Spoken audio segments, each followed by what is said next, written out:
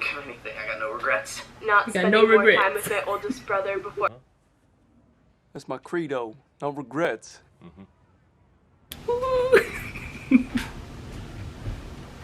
Hello everybody, thank you so much for joining me today. My name is Alexis for anybody who doesn't know. Welcome if you're new, or welcome back if you have been here before.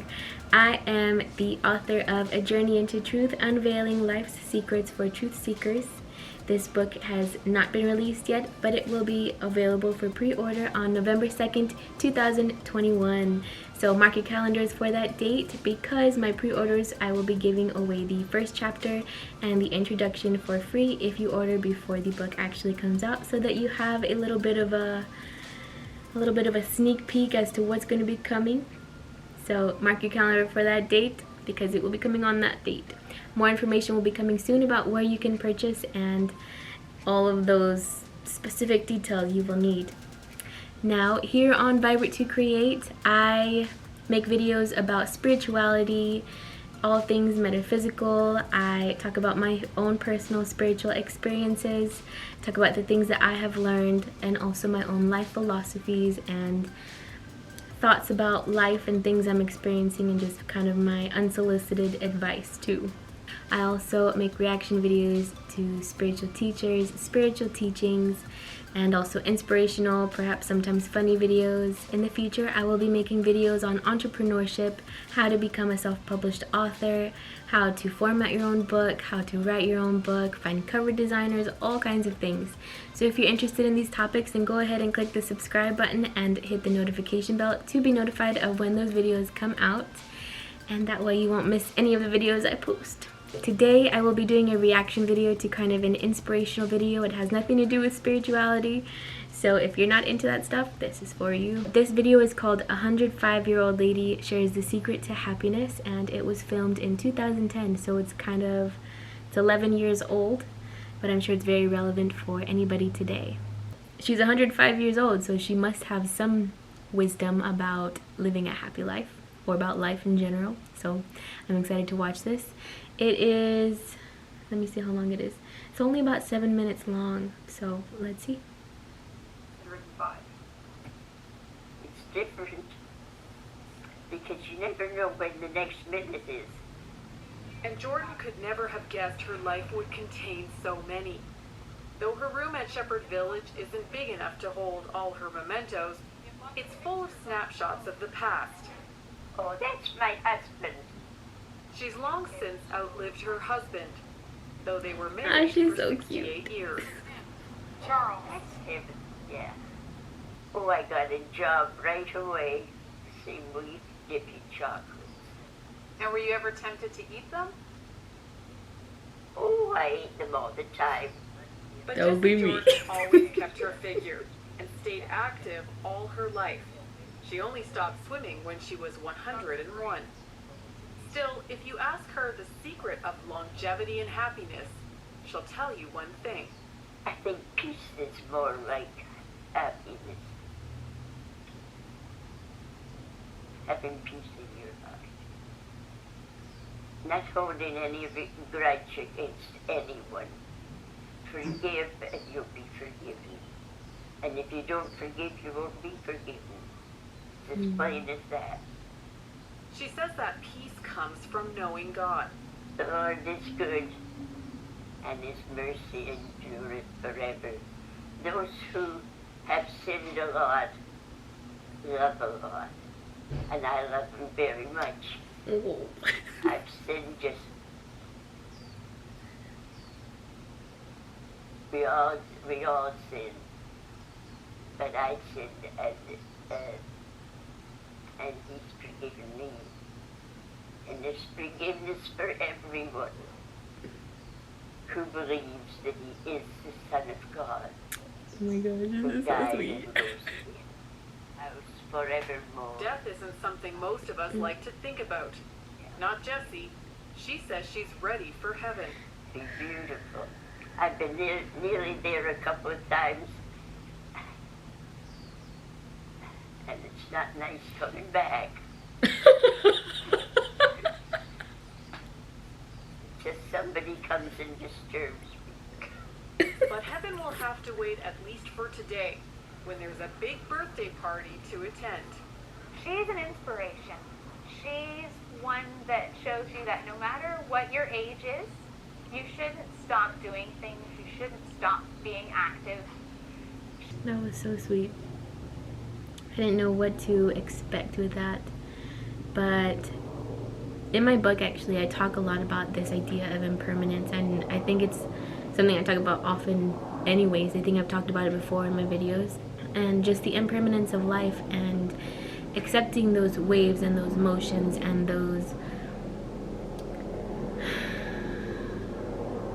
inevitable ways that life goes. We all get old. We all, many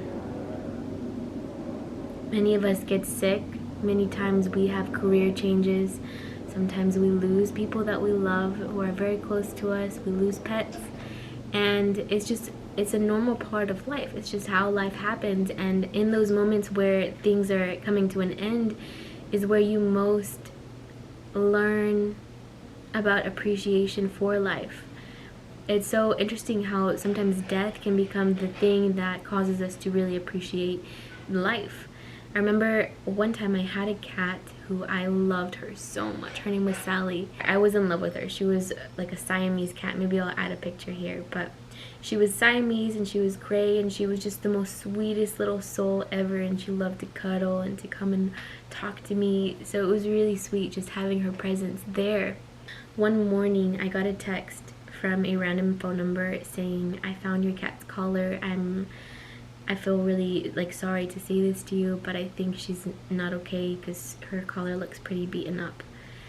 And I remember getting that text, and I remember just bursting into tears because that was the one night that we accidentally left her outside and she got eaten by coyotes. She got outside and she stayed outside that night. And I remember at that time I was still in college, and I remember driving to college and just kind of this feeling of disbelief and just almost outside of my body, and it was that can't be true, that's not true.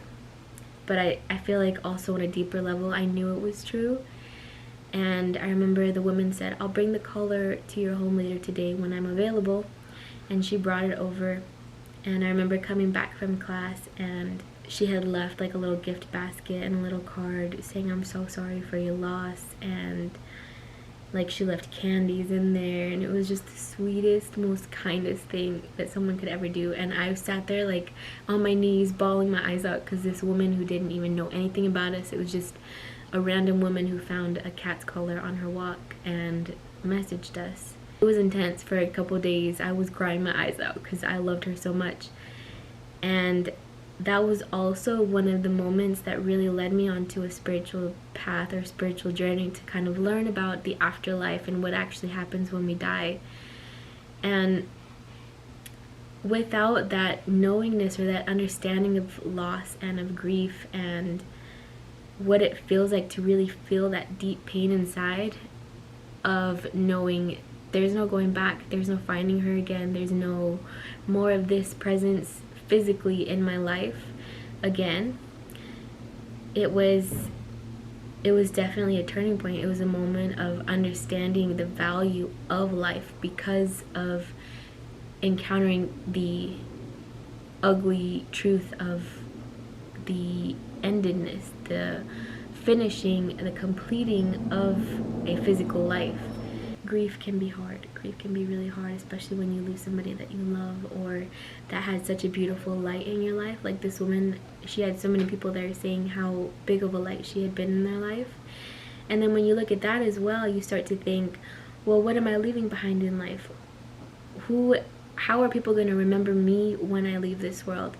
Are they going to think, oh, she was such a loving and caring person and she inspired me to be courageous and to do the things I really was inspired to do or wanted to do and to not care what anybody thought?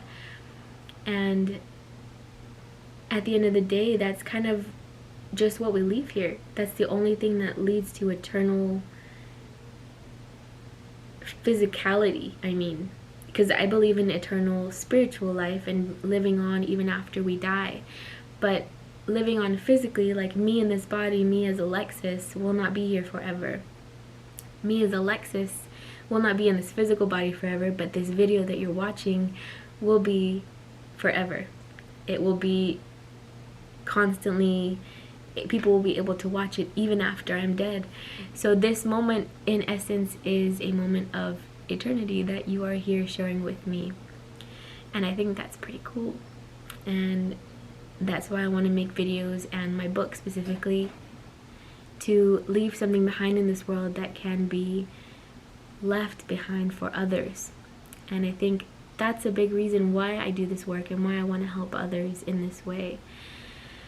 And yeah, a lot of these topics are in my book, so I think that was perfect that I ended up on that video. I just searched advice or wise advice or something like that, and she came up, so it was perfect. Here's a couple of more videos because that was kind of a short one, so maybe we'll do another one.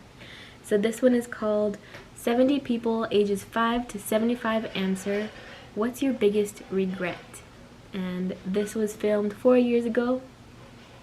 Can you be free of hair breakage worries? We invited Maho to see for her. Can't think of anything. I got no regrets. Not got spending no more regrets. time with my oldest brother before That's my credo. No regrets. Part of my life.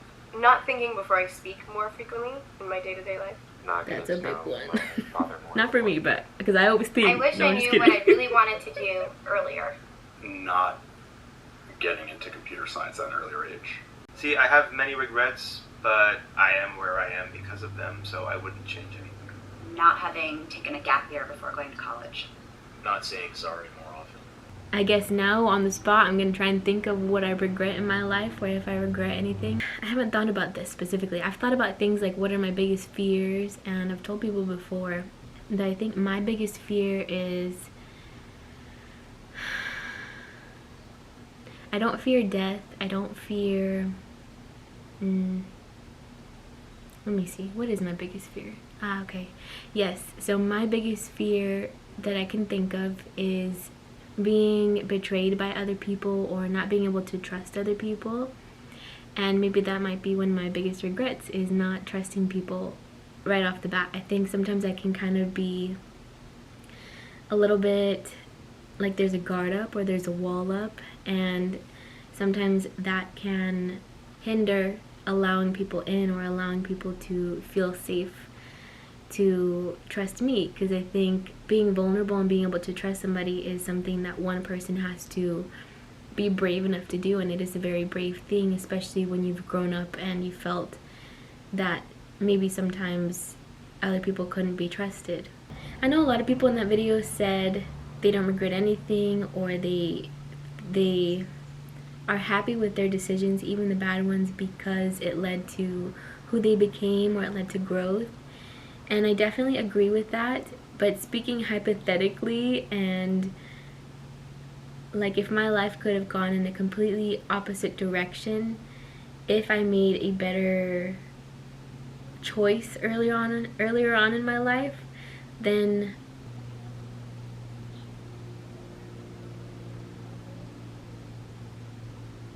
like if I was able to talk to my, let's do this, I'm gonna do it by age. If I could talk to my 10-year-old self, I would tell her that the hardships of the people around you and the relationships around you are not your responsibility.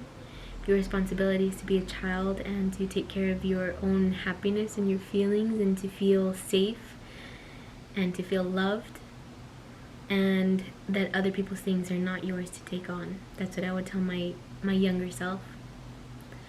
What would I tell my teenage self?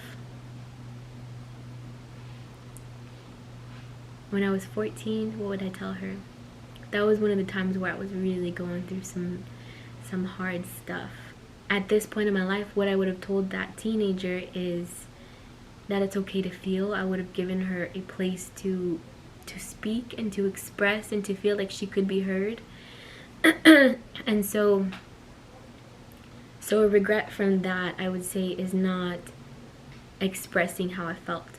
not feeling like it was okay to feel sad. I guess that would kind of be a regret from my teenage years, is not being able to openly express or be vulnerable and say, I'm feeling really horrible right now, I'm feeling so sad, and I just want to feel this emotion and not push it down.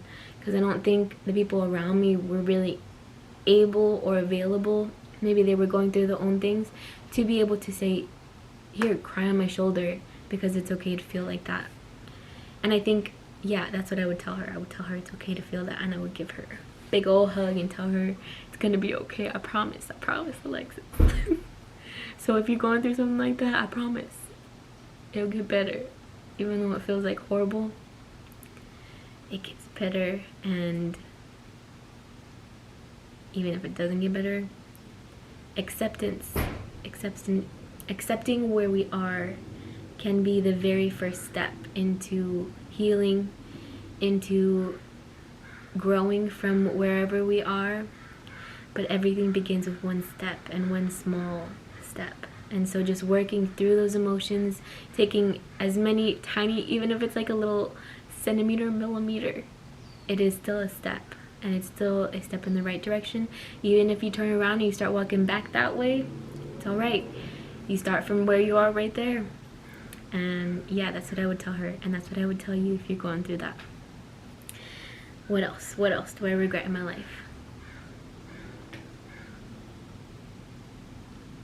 Okay, when I was a teen, I would say I regret not understanding my value, or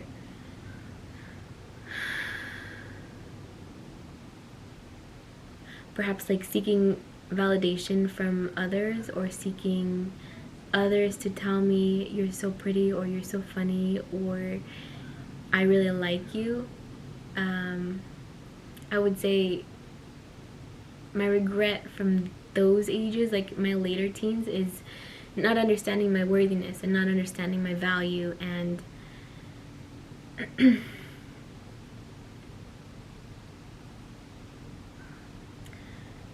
not placing my value on how others are viewing me, but to really know within myself how good of a person I am, how caring, how open and non-judgmental and like just good-hearted I am. I guess those are some of my regrets. I'll think about this some more because that's kind of a deep question. But if you want to think of this and use it as a contemplative thing for life or for understanding yourself, I would definitely look into it or think about it. I hope you enjoyed today's video. More information on my book will be coming out very soon, I promise. Beginning in mid-September, I will be posting weekly videos. So every Wednesday, there will be a new video coming out, and these will be my documentary or my series, whatever you want to call it. And it's going to be documenting all of the things I've experienced as I've gone on my own self-publishing journey and worked on finally completing and birthing this big ol' project that I have. You're going to be able to see things like me working on my cover design, talking to cover designers, working with developmental editors. You're going to be able to see things like me using my drone for the first time, and how I made commercials or ads, or how I found stock footage, how I decided on what stock footage to use for promotional purposes, how I found my logo, how I designed my logo, all kinds of things. That'll be a weekly series for probably, I'm thinking it's going to be about 12 weeks long, maybe 11, we'll see. I may also be posting random videos here and there aside from those Wednesdays, more reaction videos. So if you have any recommendations for inspiring videos, for spiritual teachers, anything that really speaks to your heart or moves you or makes you feel really good inside, then send those over to me and maybe I will react to it. We'll see. Yeah, so more information on that book will be coming out very, very, very soon, and I'm really excited for that. Oh my gosh, you have no idea. I've been saying for so many years, like, I'm gonna write a book, and now it's here. It's right here. And it's really cool. I think that is all for today. So if you have any questions, you can leave them down below. You can send me a private message at my email, vibrate2create@gmail.com. And I'm also very active on Instagram, so you can find me at vibrate2create. And I will see you guys next time. Thank you for joining me. Bye.